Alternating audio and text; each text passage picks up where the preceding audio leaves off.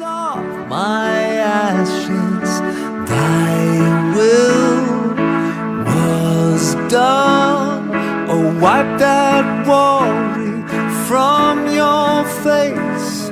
Gary Barlow's fourth solo album, Since I Saw You Last, opens with Requiem, co-written with Robbie Williams. There's a touch of ELO about it. It's only a touch because it blurs into beige nothingness. She's soon followed by the equally beige lead single Let Me Go. I'm sure Let Me Go is supposed to be a rousing number, but a thumping drum beat doesn't hide how bland the song is, despite it clearly being influenced by the superior Mumford & Sons' I Will Wait For You. Fly high, let me go. He actually sounds bored singing it, or as bored as I was whilst listening to it. The song God has thoughtful lyrics. If you found God and he gave you hope, would you tell the world or save your soul? It's a great idea, but falls flat because it's devoid of emotional power or conviction. I wonder if someone else sang it, it might have more of an impact. Sharpen your arrows now. Tell me if you found God and he gave you hope, would you tell the world or save your soul? If you found God. That also applies to what should be a very moving Dying Inside. Again, it lacks conviction and power, despite lyrics that could be inspired by the grief of when he lost his child. Both of these songs feel like they want to soar and reach a higher place, but they get bogged down in blandness. Nobody knows what I'm going through. I'm dying inside. Who knows what I'm thinking, what I'm trying to hide. Here I'm dying all night. Face to Face is the only duet on the album which features the legendary Elton John. It's painful in its messy delivery, and these men have written some classic pop songs, and this is what they can come up with together.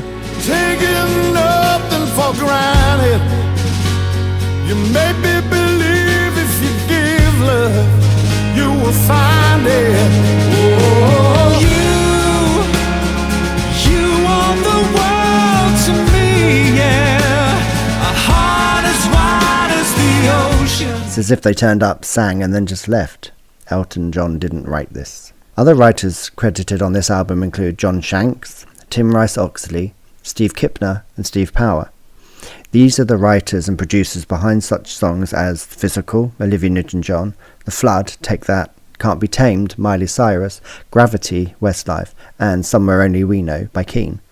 These writers have all had massive success, winning awards and accolades for their songs over the years, and yet there isn't anything on this album that stands out as a potential classic. Sadly, I'm sure Barlow will get a songwriting nomination along the way simply for being Gary Barlow. Gary has written some fantastic songs over the years, including the stunning The Alchemist, a duet by Lara Fabian and Russell Watson, which is passionate and very original. Another song that comes to mind is What About Us, recorded by John Barrowman. It's driven and carries the listener along. Earlier this year, he contributed a song, I Should Have Followed You Home, to Agneta Falskog for her new album. It's a duet and is catchy and fun. It does not appear on his album, but it would have given it a much needed lift if it had. The artwork for the album is uninspiring. It must have taken 3 minutes to photograph and edit the cover shot alone. The inner sleeve features generic shots of Barlow in the studio writing and performing. It's so ordinary and stands out for all the wrong reasons. Other reviews for the album include one by Hermione Hobby for The Observer. She says, there's something almost awe-inspiring and wonderful in how unassailably uncool Gary Barlow, the Just for Men handsome, blandly genial X-Factor judge and second most Take That alumnus, remains. Sonic reference points for this his full solo album include on Let Me Go, No Please Really Let Me Go, banjo virulent arena folk in the exhausted Mumford vein, as well as the tritest and most insipid of musical theatre show tunes. And then there's Small Town Girls, sounding like something dredged out of one of Cliff Richard Nadir's, oozing and sticky with its own sentimentality and a chorus of the foundations of the world are built on small town girls. When everybody looks, they hide their face. Small town girls are innocent, with rosy cheeks and grass grassy knees, their life is heaven sent. Most girls marry young and have some kids.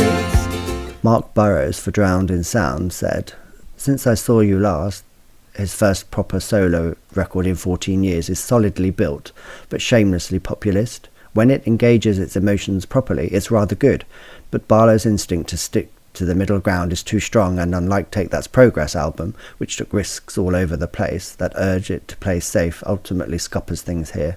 Andy Gill for The Independent said, "Set to the wholesome strum of a 12-string guitar, it's an example of the album's acoustic side, with Barlow indulging in his folkier leanings through bouts of rousing mumfordry, like the single Let Me Go, and the rather patronising tribute to ordinary people, small-town girls, and This House, where plunking banjo imparts a tone of folksy insincerity to the celebration of family values. Those who have followed Barlow since his Take That days will lap this album up.